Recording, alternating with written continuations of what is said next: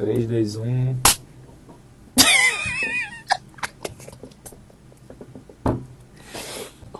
Fala galera, estamos de volta com Fala Tu Jogador, fazendo de conta que nós estamos com 2 meses sem fazer nada e tal, mas eu tenho uma desculpa perfeita para isso. A gente deu tempo suficiente para todos os times piauienses refletirem seus atos antes de serem expostos aqui no programa. Não, só para eles ampliar a quantidade de estrume que eles têm produzido, né? O que eles fizeram já não é questão nossa. A gente deu tempo suficiente para que eles refletissem, repensassem e fizessem um novo futuro. O que eles fizeram? Pegaram tudo e... Eles destruíram o futuro. Exatamente. Todo o futuro possível que eles poderiam fazer, foi isso que eles fizeram. O que podia fazer de errado, foram lá e fizeram. Sem saber que era impossível, eles foram lá e fizeram. Ai, gente. Bom, é isso. A gente é meio depressivo. Cara, a gente para de gravar um pouco, mas é porque é muita depressão uma atrás da outra, sem notícias boas e tal.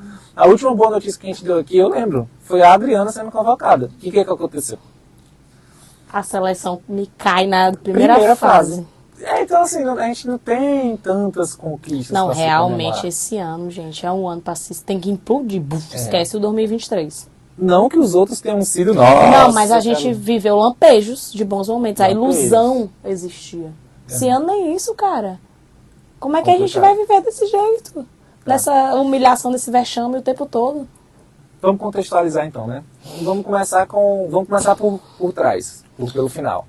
Que é com o Altos. O Altos foi o último time piauiense a nos deixar deprimidos. Jogou a última pá de cal. Exatamente. Porque o Altos estava na Série C do Campeonato Brasileiro, depois de uma longa jornada de Série D do futebol piauiense por inteiro. O Altos conseguiu subir. Esteve na Série C durante 3 temporadas, né? Exato.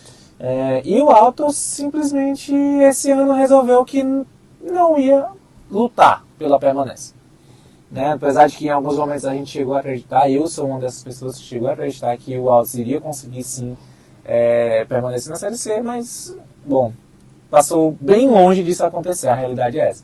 O Altos por muitos e muitos jogos sequer dava chance ao azar dos outros times, né? Nem isso o Altos conseguia fazer. E bom, Pamela, desabafe. O que foi 2023? Nossa senhora, vai ser 5 dias. Eu vou tentar fazer um resumo básico. Mas assim, pegando o seu gancho do nem tentou, né? Vale a gente lembrar que a incompetência na parte de baixo da tabela ela era geral. Verdade. E o Altos teve até, faltando 4 rodadas para encerrar das 19, chances reais. Não é tipo assim, porque tinha que... Não, reais. Sem cálculos matemáticos, o Altos conseguiria sair. Até ali, faltando 4, 5 rodadas, todas as possibilidades de, com suas próprias forças, conseguir escapar desse rebaixamento. Porém, né, como era... Inclusive, salvo engano, eu acertei a pontuação, né? Que eu tinha dito, a pontuação chave é 20-21, mas esse ano vai ser mais baixo. O América caiu com 18, né? Que foi um dos... Foi o último que brigou. Brigou ali.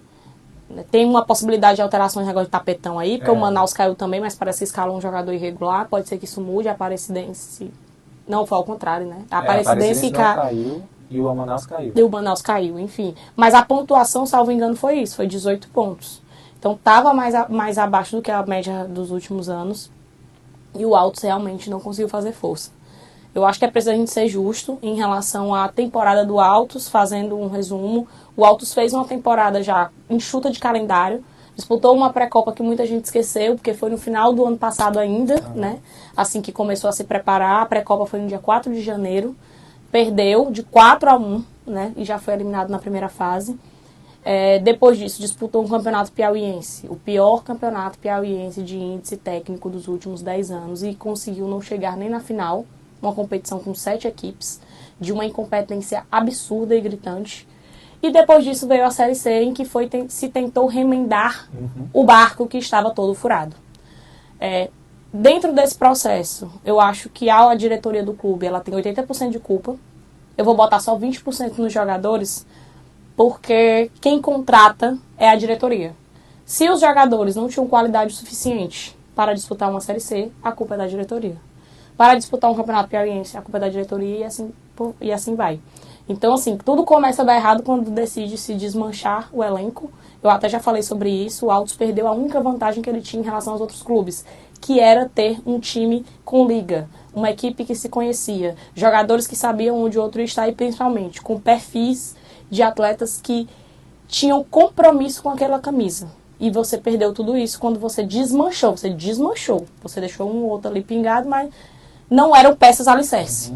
Perdeu. Tentou remendar quando trouxe algumas dessas peças dentro da Série C. Não houve tempo suficiente para que esse remendo fosse feito. Esses jogadores que chegaram se juntaram a peças que não tinham qualidade para disputar a competição, com todo respeito à família de todo mundo. Mas essa é a realidade, os números estão lá para provar. E com isso ficou inviável, né? E o pior é que o discurso inicial era: vamos brigar por um acesso. Né? Foi um ano que eles tentaram enganar todo mundo, né? Juntou um monte de diretor, que é outra coisa. O presidente do Altos, sobrecarregado, muitas funções, muitos anos nessa situação, preocupado com outras coisas, pois ele também é político. Ele delegou funções e delegou para as pessoas erradas. Pessoas que ou não tinham competência para o cargo, ou não tinham entendimento do que é o futebol do Piauí. Que não deixa de ser falta de competência para o cargo. Pessoas que tinham mais paixão de arquibancada do que entendimento de bola. E tudo isso aí vai para a conta deles. A eliminação precoce na pré-copa, o fato de não chegar na final e o fato do rebaixamento. É isso que fica pro currículo de todos eles, que gostam muito de arrotar. Inclusive que estamos aqui fazendo a diferença, realmente fizeram diferente dos outros, né? Deixaram uma divisão abaixo. Conseguiram essa premiação. O que me deixa mais chateado do Altos é que, como eu falei no início, não fez força. O Altos fez toda a Série D. Acho que o único momento que, assim, toda a Série C, né? Pensando na Série D, é isso que ele quis dizer. Pior que fez a Série C já pensando na Série D. Mas durante toda a Série C, o Altos, ele não demonstrou que lutaria. Não tinha uma faíscazinha, assim. Exatamente.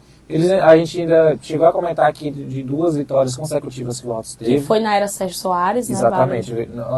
O famoso fato novo da troca de treinador, que parece que foi a única coisa que o Altos tentou esse ano, porque trocar de treinador eles trocaram. Mas aquele fato novo de vencer uma partida em casa contra o Ipiranga, depois sair para vencer a Aparecidense fora de casa, naquele momento parecia que o time poderia encaixar, era um treinador novo, um treinador que já era experiente. Depois disso, voltou ao que o Altos já era. Marasmo de sempre. Exatamente. E também naquele momento o Altos estava contratando algumas peças de volta, né? Sim. Alguns jogadores das outras séries C passadas, jogadores que já tinham essa identidade como time, trouxe de volta e a gente imaginou que não, com esses jogadores, com um treinador novo, com essa Série C que aparentemente todo mundo está fazendo esforço para cair. Então o Altos tem uma possibilidade de sair, assim como teve.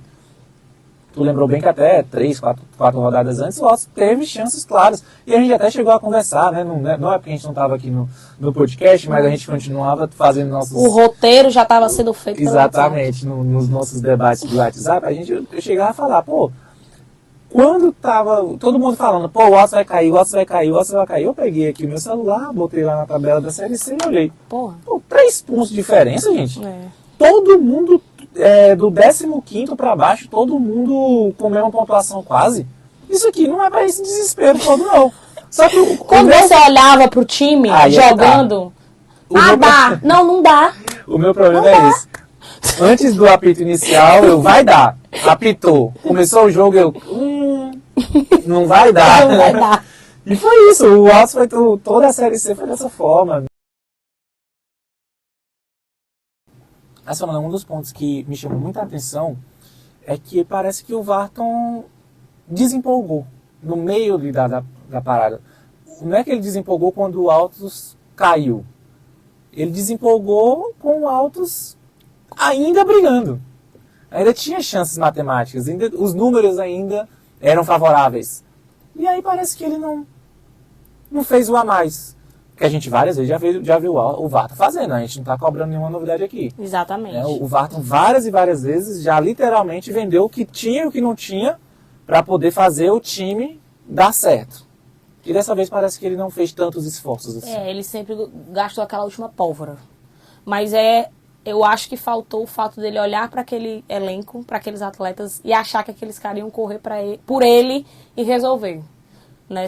Claro, é importante a gente lembrar que aconteceram muitas situações internas dentro do Altos que fez com que talvez faltasse essa vontade a mais, esse comprometimento a mais dos jogadores. Se eles estão certos ou errados, não sou eu que vou dizer aqui. Eu tenho minha opinião, mas nesse caso eu acho que é melhor a gente guardar. Mais saudável. Porque aí vem jogador, é gente, tem família, não sei o quê. Aí já entra no... Aí vão dizer, né, que eu tô sacrificando a galera. E como eu volto a dizer, eu acho que esse ano 80% da culpa é da diretoria. Uhum. Os atletas têm a sua parcela de culpa, eu boto ali seus 20%, no máximo 25%. Até porque, volto a dizer, quem contratou foi a diretoria. Se eles eram limitados, se eles não tinham condição de defender o clube dentro de uma divisão nacional, se eles não tinham condição de chegar, inclusive, no final de campeonato piauiense, o erro passa diretamente por quem contratou. Mas realmente faltou essa última pólvora que o Varton naturalmente, a gente fala porque ele já fez isso outros anos, ele costumava dar. E eu comecei a perceber isso, né, aquela coisa dele jogar a toalha, muito antes, com 5, 6 rodadas eu já vi, inclusive com a questão dos salários atrasados. Né? Vale a gente lembrar que esse elenco ele precisou fazer greve de 2 dias para conseguir receber um dos 2 salários que estavam em atraso. E eu acho que a intenção da diretoria era fechar a Série C sem pagar os caras. Porque como eles já viram que a ladeira já estava, né, era uma Scania descendo na ladeira, não tinha mais jeito. Eu acho que a intenção deles era fechar isso e depois tentar aqueles velhos acordos. Tô te devendo quanto? 30? Eu vou te dar 15 na mão. Tu abre mão do resto? Abro. Assim, o cara desesperado, querendo receber, sem ver dinheiro há não sei quanto tempo. Se não fosse essa greve, essa rescisão, esses 2 dias de greve, esse ameaço de, inclusive, não entrar em campo, foi o que eles fizeram, talvez eles não teriam recebido nem esse um mês. Porque esse outro mês que ficou devendo, com certeza eu sei que não foi pago. Então, quando ele tinha a possibilidade ali ainda, que foi nesse jogo contra o Botafogo da Paraíba, que a bola de neve não estava tão grande, e mesmo assim eu vi que ele não fez a força de tentar pagar os caras, para dar aquele alívio, aquele gás e tal, o cara entrar com a cabeça mais tranquila, porque querendo ou não, o salário atrasado ele mexe muito com a cabeça dos caras, porque tem família, tem dívida, as contas estão chegando e Todo mundo tá trabalhando pelo salário. Exatamente, então assim, eu acho que foi ali que eu vi que ele não era aquele Varton. Sim. Né, dos outros anos. Talvez é só a questão literalmente essa, que ele percebeu que... Com aquele grupo não dava mais. Com aquele grupo não dava. E é claro, é errado da parte dele, porque mesmo ele percebendo que o grupo não dava, ele tem as obrigações patronais, ele deveria estar pagando, deveria estar dando todo o apoio. Não é luxo, né? Exatamente. Salário em dia não é luxo. Não é luxo. No futebol, o povo acha que isso é... Tanto é que o negócio de salário atrasado tá banalizado, né? O povo besteira.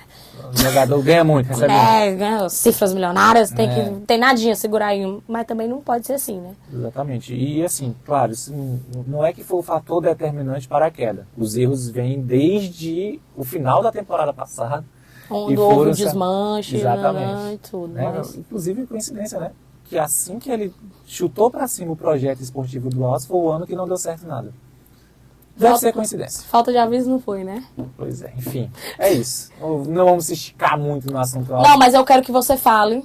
Sim, o quê? Da comunicação final. Cara, tá aí. Boa. Eu tentei esquecer dessa parte, tu não deixou. Eu quero que você fale. É que assim, eu como torcedor do futebol piauiense e como um profissional da comunicação, fiquei magoado com a comunicação do Altos. Não vou mentir. Porque parecia que eles estavam fazendo a comunicação de... qualquer coisa. Porque... de uma reta final vitoriosa. De coisas boas que estavam acontecendo. O Altos estava se fudendo, com perdão da palavra, durante a reta final da Série C. E a comunicação do Altos. Próximo jogo, estamos aí e tal. Subimos 5 jogadores da base para a partida contra... O da base foi o que mais me chateou. Não, assim, foi. Eu estava me magoando, aí chegou na história da base, que foram para Belém, jogar contra o Remo na última rodada. Todos os jogadores possíveis já tinham largado mão do Altos. Pularam do barco. Pularam do barco, literalmente pularam do barco. Não julgo. Tudo bem até aí. Né? E aí eles tiveram que levar jogadores da base para completar o elenco que iria viajar. Né? Por sorte, a base do Altos estava em funcionamento por conta de estar no Piauiense Sub-20. Se o Piauiense Sub-20 tivesse sido um mês antes, o Altos não tinha jogador para levar para esse jogo. Mas estava lá a base do Altos jogando o Piauiense Sub-20, eles levaram os jogadores para essa partida contra o Remo, e a comunicação do Altos comemorou esse fato. Eu não entendi, e me machucou, me magoou, achei um erro de comunicação, e eu falo aqui como uma pessoa que, como eu já falei, eu sou torcedor do futebol piauiense, sou profissional da comunicação, e já estive nesse mesmo barco aí. Eu já fui um profissional da comunicação que esteve em um time que foi rebaixado de divisão em Campeonato Brasileiro, que esteve numa fase horrorosa de piauiense, de Copa do Nordeste, de Série D. Estive nesses momentos ruins aí, eu já estive. Cometi meus erros naquele momento, aprendi bastante nesses momentos, e eu acho que é com esse lugar de fala que eu estou aqui dizendo que eu fiquei muito chateado com o que o Altos fez. Com a forma como decidiram conduzir. Isso, a condução da comunicação do Altos nessa reta final, meio que fazendo de conta que aquilo não estava acontecendo, não achei que foi a melhor estratégia de comunicação possível. Tanto é que várias vezes eu vi comentários irônicos de torcedores do Altos, lá na página do Altos, porque, enfim, estava uma parada que não estava legal. E os torcedores do Altos também estavam me cobrando. Mas hoje eu estou pagando as minhas dívidas. Por quê? Olha aí, uma coisa pra gente acrescentar aqui nesse momento. Os torcedores do Altos, no meu Instagram, no próprio Lindolfo Monteiro. Pamela, fala dessa diretoria, viu? Porque o que eles fizeram com a gente esse ano não se faz, não. E não sei o quê. Não, pode deixar, meu parceiro, vai acontecer. Não se preocupe. Aí o outro chegava. Pamela, tu tem que falar que diretoria é essa, o que estão fazendo esse ano. Então, assim, quando fica tão escrachado ao ponto do torcedor, que é passional, enxergar qual é o erro. Porque o torcedor normalmente vai culpar o jogador. Sempre, né? quase sempre. Técnico, jogador. Esse ano teve protesto de torcida. O Altos tem 10 torcedores. É verdade. Não, brincadeira. Mas brincadeira. 110. E eles foram pro Lindolfo Monteiro, discutiram com o jogador e tal. Mas na reta final, porque isso eu escutei no jogo contra o Operário, não foi um nem dois. Tipo, vários me abordaram no Lindolfo, me chamaram e ficavam, pô, essa diretoria, não sei o que e tal. E ia no meu direct, você tem que falar que o que a diretoria tá fazendo esse ano, fez com a gente se esforçou, saiu de casa no domingo, gastou dinheiro. Saiu de Altos, cara, todos os jogos. A festa que eles fizeram no jogo contra o Operário, o time já rebaixado, eu foi sem entender. Porque não tinha lógica na minha cabeça. Tanta empolgação, tanta empurrando, motivando um time que não tinha mais nada e que esse ano inteiro não acertou em nada e que sinceramente não merecia. A palavra é essa. Não deu motivos para que o torcedor fizesse toda essa força, entendeu? Então, assim, mas volto a dizer, o ponto. Quando o torcedor de arquibancada, que é passional, que só consegue fazer a leitura mínima da mínima do jogo, porque às vezes nem isso, vai lá e diz, a diretoria, tem que esse ano a diretoria errou, esse ano a diretoria decidiu errado, esse ano a diretoria... É porque o negócio tá muito escrachado, gente. É muito. E foi. A verdade é essa. E volto a dizer, o Varton, a gente já falou sobre ele aqui, é um cara super sobrecarregado, há muitos anos fazendo isso. Eu percebo que ele está muito cansado.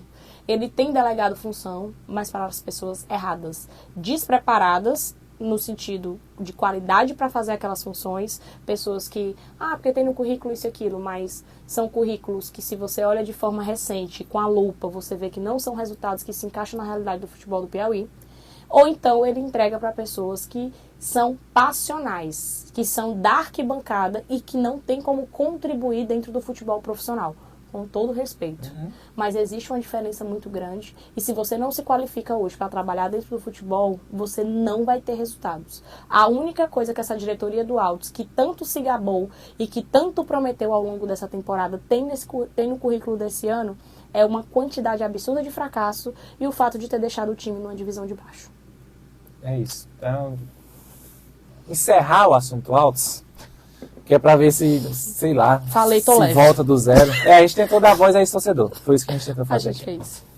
Exatamente. Bom, mas o futebol piauiense aqui, com o Altos rebaixado na Série C, com Fluminense e com Parnaíba desclassificados na Série D, tem ainda uma Série B de Campeonato Piauiense para ser disputada.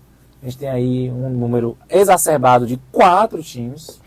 jogando esse quadrangular que vai dar aí um mês de jogos. Loucura! Né? Vai ser movimentação, ó. Uma coisa muito louca, mas enfim, é o que a gente tem ainda pra gente viver de futebol piauiense. Essa Série B de campeonato aí que a gente vai disputar a divisão de acesso, que a gente tem Flamengo, Piauí, Picos e Oeirense.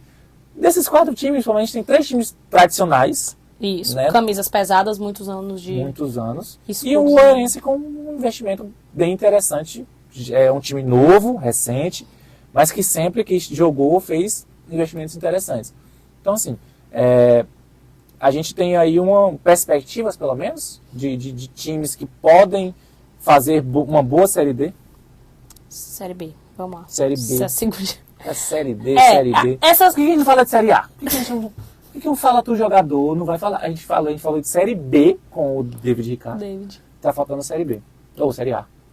Vai continuar faltando, né? No ritmo que a gente tá. Tem que falar de... Vamos falar do René. O René tá na Série A. E é o presidente não, né? É o investidor do Picos. É o presidente camuflado. É o presidente de honra. Presidente de honra. Tá na moda, né? Presidente de honra é bom.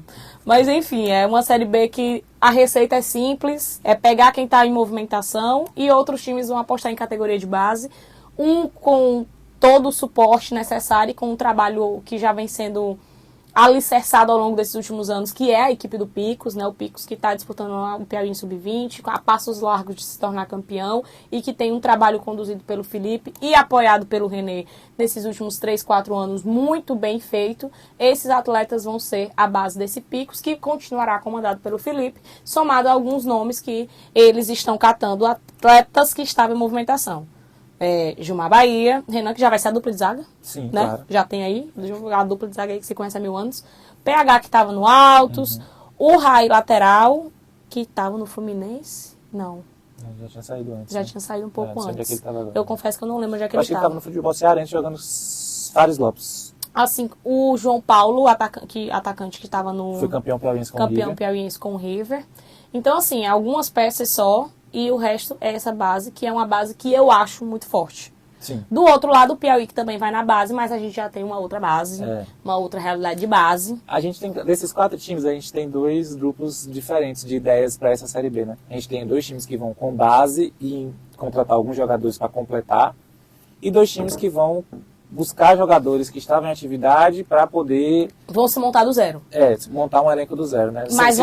Mas vai ser atletas provavelmente quase todos experientes, mas todos eles provavelmente peças que estavam aí pelo Fluminense, pelo Parnaíba, pelo Altos, entendeu? São esses jogadores que vão estar passeando ali pelo Flamengo e pelo Oeirense. No caso do Picos, a gente tem uma perspectiva boa, mesmo com eles usando a base como base de time, né, do elenco. Já no caso do Piauí, que também vai seguir essa receita aí, a gente não tem uma perspectiva tão boa. A diferença, principalmente, é o que a gente está vendo no Campeonato Piauiense Sub-20. Que esses jogadores aí dessa base de elenco estão atuando. No Picos, o Piauí, no Campeonato Piauiense, a Pamela falou... acertadamente, o Picos está andando a passos largos para ser campeão piauiense. A gente não consegue ver um time que vá conseguir ali brigar. Acho que o Tiradentes pode ser e tal, mas enfim. Hoje o Picos é o time que está na liderança do Piauiense Sub-20, assim, com muita sobra. Sim. Já o Piauí, que está fazendo o campeonato Piauiense Sub-20 ok, a gente não consegue olhar para essa base do Piauí e pensar, esses caras vão dar conta de uma Série B de Piauiense. Então, assim, claro, a gente pode ter surpresas, mas nesse momento não é isso que a gente tem de perspectivas para o Piauí. A diferença de investimento, a diferença de período desses atletas juntos, né? Estrutura que eles têm. Estrutura, tudo isso aí faz muita diferença no caso do Piauí, que era um time que também estava sob intervenção, mas não tem os holofotes do Flamengo. Então, além de tudo, ainda tem essas questões desse imbróglio de diretoria que vinha acontecendo de forma paralela. Tem muito jogador do Piauí que é sub-17, está jogando sub-20, né? Eles fizeram algumas peneiras ali na região, então... É diferente, a gente não está falando de um elenco como o do Picos, que tem 3, 4 anos que está jogando junto. Já tem rodagem, já tem experiência, já jogou uma copinha, Isso. Foram campeão sub-17, agora estão aí sendo muito perto de ser campeão sub-20, são vice-campeões piauienses. Alguns jogaram a Série B do ano passado, mesmo sem conseguir o acesso. Então, são atletas que são jovens, mas eles são um pouquinho mais cascudos. Então, dá para confiar um pouco mais, né? Então, eu acho assim. Já o Oeirense, a gente lembra que costuma montar elencos galácticos para uma Série B de piauiense, mas costuma não entregar o que promete. Exatamente. Eu tenho um problema pessoal com ele. Porque já me decepcionaram bastante. Então, assim, realmente eu sou um pouco magoado com o Oeirense. Eu te entendo. Porque o Oeirense, assim, a gente coloca o time como o propenso tipo assim, de acesso e tal, né? entre os favoritos. Exatamente, é favorito, o acesso e tal. Aí chega lá, o Oeirense faz assim aquele campeonatozinho mais ou menos. É igual o carro velho tentando subir ladeira, só a zoada. É isso, mas assim, que a mas estratégia os nomes exatamente, promissores. A estratégia que o Oeirense tá montando para essa Série B, com o elenco que eles estão montando para essa Série B, é realmente um elenco de time que quer subir. Que quer subir. Né? Tem alguns nomes, dos Santos e Vinícius que estavam no Altos até o último sábado, né? Atletas que chegam com excelente ritmo e com um nível diferente, mesmo com descenso, querendo ou não, era uma Série C de brasileiro. Aí você tem Lucão, zagueiro, que é um cara que estava no Fluminense até outro dia. Juan, que é um cara acostumado a fazer gol, atacante. Thiaguinho. O Thiaguinho teve um problema de ligamento, fez cirurgia. É uma aposta. É uma aposta legal do Oeirense, porque o Thiaguinho sempre entregou bem. Né? Sempre rendeu. Claro, vai vir de uma lesão, é complicado, a gente sabe que é um retorno complicado, mas como ele já está com um ano aí que se passou, a recuperação da cirurgia, com certeza ele já está recuperado. Agora vamos ver o preparo físico dele, que ele sempre foi privilegiado para isso, né? Sempre aguentou assim, bastante. Então vamos ver como é que o Thiaguinho chega para. Mas é uma aposta legal. Cássio Ortega, que vem para ser o meia, né? O maestro ali daquele setor. Time, e que é um jogador que é natural da cidade de Oeiras, mas nunca jogou por lá. Salvo engano, ele nunca jogou em nenhum time aqui do Piauí, né? Ele é um cara que tem eu tenho dúvida se ele já jogou no Picos, mas eu acho que não. E aí tem alguns clubes interessantes. Estava no futebol baiano, então também é um cara que vem com ritmo. E eles fizeram uma parceria com o elenco sub-20, né, do Fluminense. Também estava em atividade. Peças que estavam ou peças que estouraram ou estavam muito próximo de estourar a idade, que também estavam em movimentação até pouco tempo, inclusive entre eles alguns jogadores muito interessantes, que é o caso do Gabriel, que foi um destaque ali desse Fluminense, no meio de tantos jogadores comuns, vamos assim dizer. Ele é um cara diferente, muito novo, mas também um meia muito habilidoso, muito veloz, inteligente de jogo. O Bilocas, zagueiro, o Muricy, Janderson, volante, são jogadores que tem qualidade, que dentro de uma Série B de piauiense eu acho que tem tudo para jogar muito bem, para contribuir bastante. O Flamengo técnico é um nome novo para o futebol daqui, apesar de ser teresinense, né? O Edmilson Santos é piauiense, teresinense, mas os principais trabalhos, na verdade todos os trabalhos no futebol maranhense praticamente.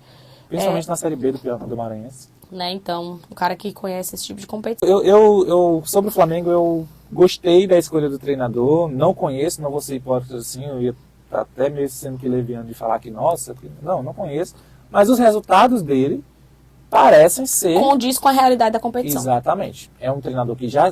As dificuldades que ele vai ter na Série B do Piauiense, ele entende muito bem, porque lá na Série B do Maranhense são iguais ou até piores. Que lá no Maranhense são grandes distâncias que o time tem que percorrer, os estádios não são legais...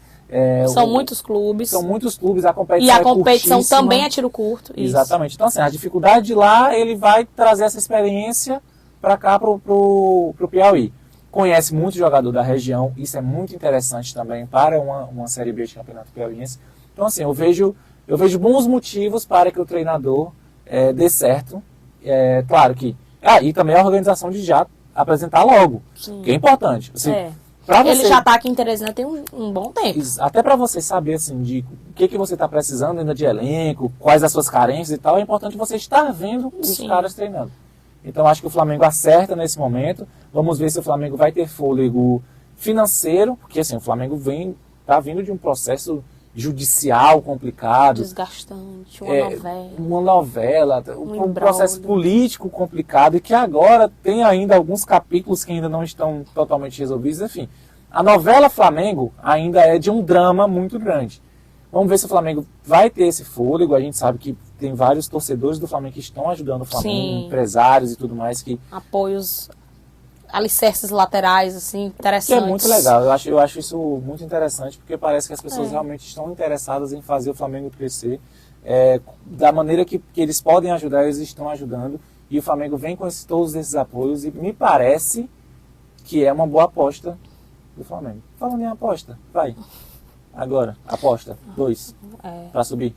Casa de esportes? Sim. Você fala aquelas que tá na moda? Na moda. Se eu aposto, quem não, quiser, não quem quiser gosto. patrocinar, então, inclusive alguma casa de Mas aposta se aí. patrocinar, eu aposto. Começa a apostar, né? Faço tudo, até finjo que sou grande jogador. Ó, tu tem 4, vão subir 2, é 50% aí. É importante lembrar que metade desses times... Metade não. Não, todos. Todos eles não têm um time. Não tem. Existe o prenúncio de times. Então, assim, é uma aposta muito assim, no escuro total. Sabe, mas vamos lá. Eu vou de Picos e Flamengo. Tá aí. O Piauí eu já justifiquei minha resposta. O Oeirense é porque o passado não ajuda. O Oeirense sempre monta grandes times e sempre falha miseravelmente. Eu quase falei Picos e Oeirense aqui nesse exato momento. Mas a mágoa que o Oeirense me traz me faz eu não apostar neles. Então, eu vou seguir o voto da relatora e vou de Picos e Flamengo também. Aqui na maior cara de pau, porque Flamengo a gente não sabe quem é que vem, quem é que não vem, tá? Tamo aí. E outro, o Flamengo estava sob intervenção, teve que se fazer do zero, tá? Nesses 8 meses de intervenção. Semana passada foi que teve a última eleição, porque teve que eleger Conselho Deliberativo de novo, Conselho Fiscal de novo, Conselho Diretor de novo. Depois de muita luta que conseguiu eleger. Quem estava dentro ajudando no processo começou a crescer a vista, disse, não, eu não quero esse daqui não, quem tem que entrar sou eu. Aí começou o quê? O de sempre, a briga política que persegue o Flamengo. Né? Se não tiver, não é Flamengo. Entendeu? Então, até acaba. Né? Como disse o próprio interventor, Jorge Cury, pense num defunto cortejado. Cara, impressionante, né? O Flamengo não tem sede, não tem time, não tem elenco, não tem conta, não tem CNPJ. Não tem mesmo. Mas todo mundo querendo. Depois que começou a alinhar um pouquinho, opa, não, esse daqui não presta, não, que tem que ser sou eu, não, mas era eu, não. Começa, né? A novela de novo. Impressionante. A briga interna de novo, que está em vigência também, mas pelo visto estão tentando contornar os focos de incêndio. E paralelo a isso eles vão jogar a competição, mas eu acho que pelos nomes que estão ventilando, pela questão do treinador, por ser uma competição muito curta, né, precisa acertar. É um tiro-sol, né, mas a margem é mínima, mas acertando também minimamente, porque o nível de competitividade também não vai ser tão alto, eu acho que tem condição de conseguir chegar. Bom, é isso então. É isso. Encerramos falar do jogador? Eu espero que sim. Bom, foi isso. Valorizem, tá? São 10h30 da noite de uma segunda-feira. Quem produz verdadeiramente conteúdo... Esse aqui. E depois de vários sofrimentos que a gente teve nesse exato momento aqui. Você não tem Vou gravar o bastidor. O negócio é que nem dá pra gravar o bastidor, porque haja tempo pra gravar. Bom, é isso. A gente volta logo. Antes da Série B, a gente tem que voltar. Cria vergonha de tua cara. Olha, minha gente, ele é quem não aparece, entendeu? Aproveite aí nos comentários e marquem ele. Diz assim, meu filho, vamos produzir, porque a vida não é um morango, entendeu? Aí quer ficar só... Ah, meu filho, não é assim não, tem que correr atrás. A gente fica aqui falando mal da galera. Estamos nós do mesmo jeito. Querendo que o mundo se acabe em barro, que é pra nós morrer escorado.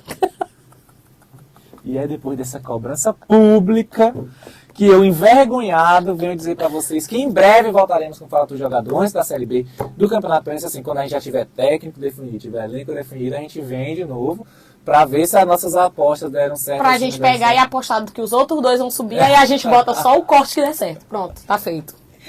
Bom, é isso. Encerramos o Fala do Jogador Podcast. Sigam a gente nas nossas redes sociais aí. Pamela Maranhão lá no Instagram é @PamelaMV. Isso.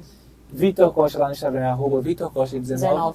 Temos o Fala do Jogador Podcast também lá no Instagram, no Facebook e no YouTube, que é onde vocês estão assistindo. Curta, compartilha, salve, encaminha pros colegas, joga no grupo do WhatsApp. Pode botar nem que seja pra falar mal da gente. Olha, esse povo sabe de nada. Por favor, fica à vontade. Mas vamos mandando. Não, fica à vontade. Só pra falar mal, inclusive me chama que eu sei tanto podre meu que não sei nem fazer ideia. Exatamente. É isso, fechou? Fechou. Tchau, tamo junto. Até mais.